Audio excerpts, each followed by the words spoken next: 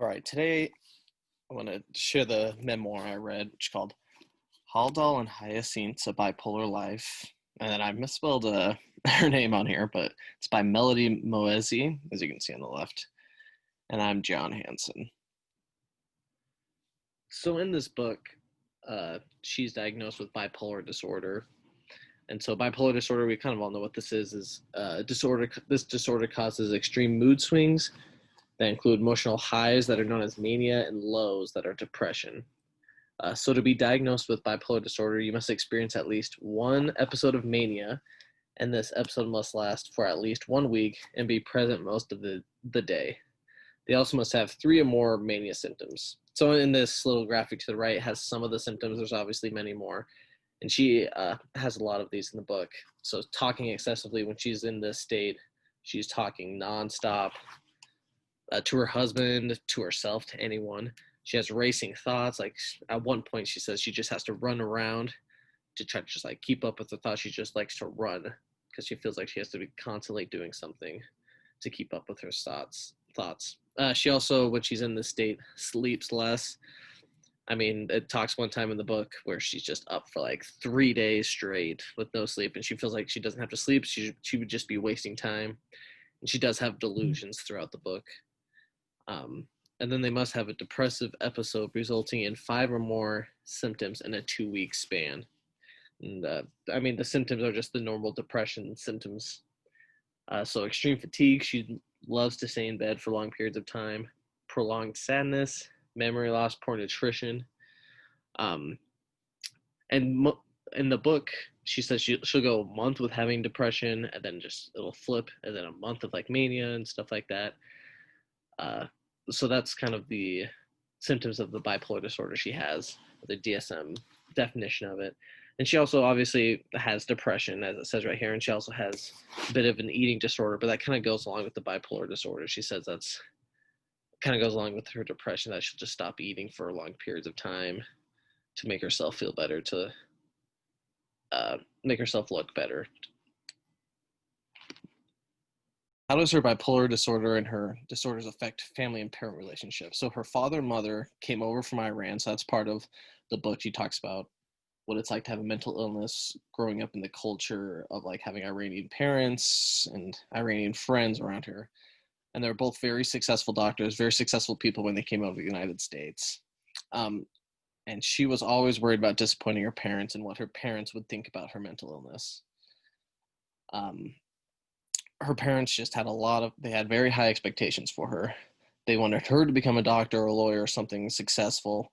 She even mentions she actually did start, she went to law school in Georgia, and she told her father she was going to take off a semester to write a different book about what it's like being Iranian in the United States.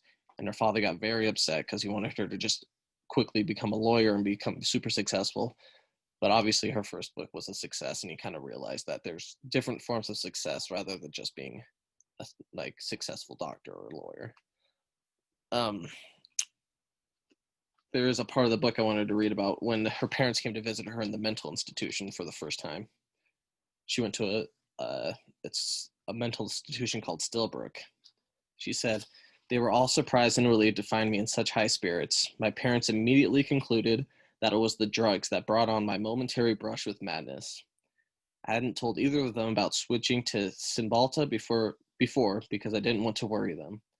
But when I told them about it at Stillbrook, the mental institution, they took it as my reprieve. They were thrilled to hear that there was some chemical compound we could blame, and quickly agreed that going off of it would fix everything."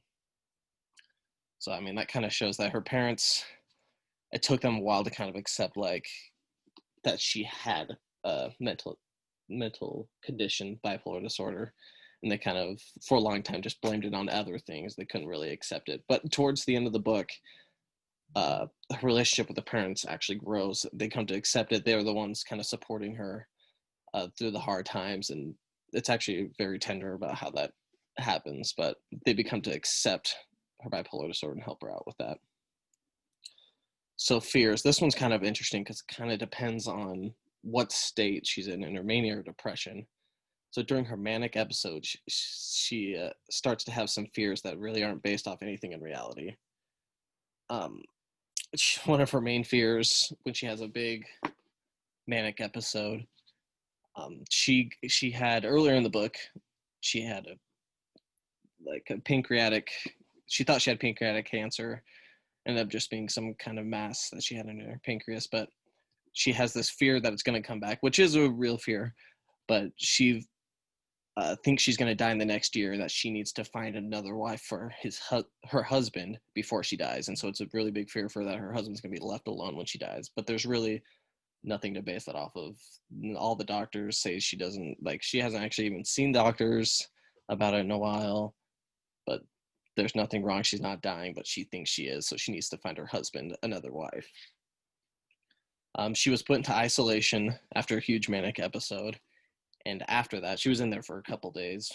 And after that, her biggest fear was being put back into isolation.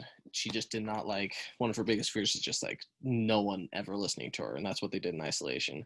She would be screaming in there, just in this tiny little room with a mattress. She'd be yelling at the nurses and stuff. No one would respond. And this was the worst time in her life. And that's her biggest fear, is going back into the isolation.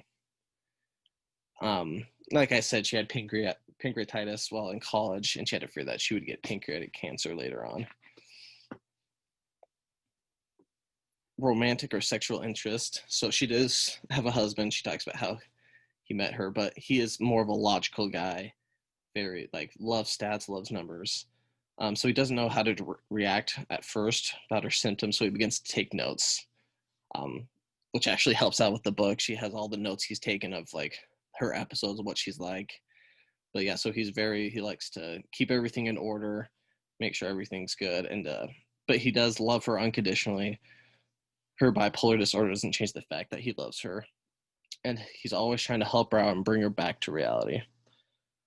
I'll read a little part of the book about how he reacts and how he helps her with the bipolar disorder. This is when they weren't married yet at this point, but why she loves him so much and how he kind of accepts her bipolar disorder. She says, "What I remember most about these conversations is Matthew's patience and quickness. Unlike everyone else with whom I spoke that summer, he never asked me to slow down. Rather, he kept up, my only match. I took note, preparing to practice my latest lessons on him, fully equipped to fall in love, not entirely aware of it." So she ended up falling in love with him because he was the only one that able to understand and keep up with her racing thoughts. So all her other relationships, her family and friends, or family friends, don't know how to treat her. And so most of her family friends in this book, she talks about how they are Iranian. And I wanted to read a little part of this too in the book about how in Iran, how they treat bipolar disorder, or how they treat mental illnesses, what the reactions are. She said, "The stigma surrounding mental illness in the States is bad, but it's beyond measure in Iran. Most people are about as likely to discuss their psychological issues as they are to discuss their bowel movements. That's not to say Iranians have no mental health concerns. Far from it. We just prefer to sweep them under our prettiest Persian rugs, hoping the intricate patterns sufficiently obscure the truth." So, I mean, she mentions that in America, obviously, as well, it's kind of the same way, where it's not, people don't openly talk about their mental illnesses or don't really know how to react. But it's definitely worse in Iran. She even mentions that, like, it was surprising to her when she first started going to mental institutions and people started realizing she had a mental illness, that no one really came by to see how she was. I mean, she mentions that, like, if you go to the hospital for other things, people come by to bring you flowers or food. But when you go, something happens with your mental illness, or you go to the hospital for your mental illness, no one seems to come over to see how you're doing. People just seem to kind of sweep it under the rug and kind of want to ignore it. She does make a lot of friends in the mental facilities that she goes in. Her psychologist says that's a bad idea, but she likes to, when she first goes in, she's actually, we'll talk about this a little later, but misdiagnosed with just depression. So she thinks she kind of has like the lowest of all the mental illnesses of the people in the mental institutions or mental facilities. And so she likes to go around, try to solve other people's problems, other people's uh, mental illnesses. And towards the end of the book, she does become very open about her bipolar disorder, and this helps. She likes to talk about it with all her friends, family and friends, so people can. She kind of wants it to become more normal to talk about these things, and that it's not as crazy as people think. Because she mentions that a lot of people think because you have a mental illness that you're violent, and that's part of why she becomes very open about it, because she wants people to know that anyone can have like a mental illness, rich, poor, doesn't matter what race or anything, like anyone can have it, and that we need to be more open talking about it. So her self-image just, it really depends on what state she's in, her mania or depression. So in her mania, at one point she thinks she's a godlike figure. She leaves her house and just walks through the street, and she lives in Atlanta, Georgia. She knows like the cars will stop for her because she is like a godlike figure. So she kind of just takes risk because she thinks she's like invincible, nothing can happen to her. And then another point, she thinks she's an advisor to President Obama. So she very clearly during her mania, she thinks very highly of herself. But during her depression, she obviously thinks very lowly of herself and has suicidal thoughts and thinks that's the only way out. So her work, she does multiple things. I mean, like I said, she studied law. She obviously is a writer, a political activist, and stuff like that. During her mania, she can stay up for days at a time writing her book or doing research on her book. So some could say this is kind of helpful, but because of her mania, she kind of gets sidetracked a lot. She thinks she's working really hard on the book, but then kind of when she comes back to reality, she realizes she was just off on this huge tangent and it wasn't really helping her at all. Her work and hobbies can consume her for weeks at a time. And like I said, she thinks she's up all night working, but when she comes to her senses, she wasn't doing anything productive. And like at one point, during an Iranian revolution, she's in America going on talk shows, news shows, talking about it, being just bringing it up so that everyone knows what's going on in Iran. And she starts having like these anxiety attacks, staying up for long periods of time, and she even starts having hallucinations of Joseph Stalin, like in her room, that he's just there like a statue of him, and suddenly her fourth grade teacher's in there with her, and so she starts having these hallucinations because she's just up for days at a time, and this really affects her work. So treatment, she spent time, well, at least throughout this book, she spent time in 3 different mental health facilities. She had multiple psychiatrists. She was really big into trying to find the perfect one. Very early on, she was actually misdiagnosed with depression. I want to read a little part of the book about that.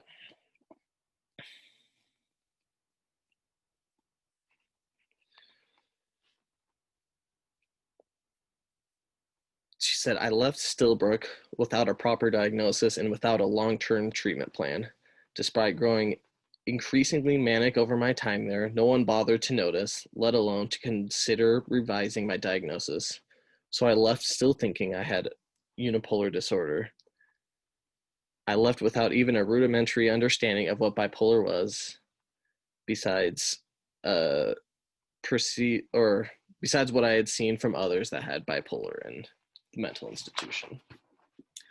So, I mean, she mentions early on how that she was taking depression medications and stuff when she really should have been taking things for bipolar disorder. But she thought nothing that big was wrong with her. Not that depression isn't a big thing, but she just thought she had that she was normal, that she was just having like an off day. But really, if people were paying attention through her ups and downs, they would notice like the symptoms of bipolar disorder. And she has been on different medications with mixed results throughout the book and throughout her time. So what did I learn and how do I relate to this? She mentioned at the book, this really stood out to me. You are never fully healed from your mental illness. You'll always live with it. The important thing is finding healthy ways to overcome it. So one last part from the book. I just thought she brought up some really good points in it.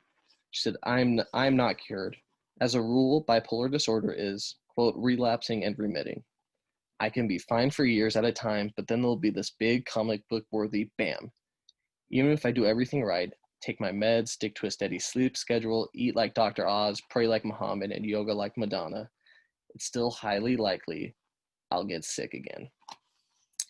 So I think it's important, she brings that up about bipolar disorder, but I think that's important to understand about all these conditions, all these mental illnesses. Like, you're never going to be fully healed from them, and it's important to kind of accept that and just figure out, like, that's part of the reason going to psychiatrists. I mean, medications can help, but psychiatrists can help you learn ways to deal with it, proper ways to deal with your mental illness. Having supportive family and friends is very important. Like I said, her family wasn't necessarily like that supportive at first, but later on, I mean, with her husband, with their family, they were willing to drive across the country this year to make sure she was okay, to take her to mental institutions that came to visit her all the time. So she knew no matter what was going on, she had people that loved her with her all the time. A mental illness, like I said, can affect everyone.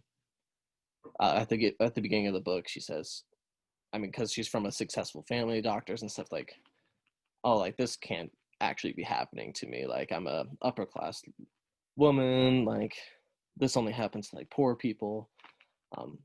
But this really, it affects all races, all people of income status, all genders. So like, I'm just being very aware that, like, doesn't matter what stage of life you're in, someone could be going through this, and being very mindful of that when you're talking to people.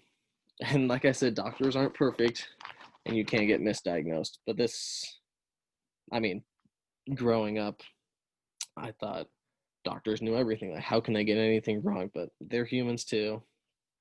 You can be misdiagnosed with things, and kind of being maybe aware of that. Maybe getting multiple opinions on your mental illness and stuff like that. And then how do I relate? Just, I mean, I have people in my life not that don't necessarily have bipolar disorder, but have depression and other things. And just learning that being supportive and just being there can be really helpful. I don't have to solve all their problems. Just being there and letting them know that I'm there is very important. And just also the first bullet point, just helping, just understanding my wife has depression. And so understanding that, it's always going to be there. I can't expect it to just be gone one day. So helping her out through that is really important. And all these things can be implemented in all of our lives, just being more open, understanding, realizing, I think, kind of like what we said about, or what I was talking about with her family friends, just like, people don't really talk about mental illnesses. And I think we need to be more open about mental illnesses, understand that a lot of people are going through it, and it's a common thing, and we need to support people through it. And these are my references. I thought it was a really great book. If you guys have a chance to read it, I highly recommend it, because it brings up a lot about bipolar disorder, and a lot about how she deals with it in her regular life and how it affects all aspects of her life. And that's the end of my presentation.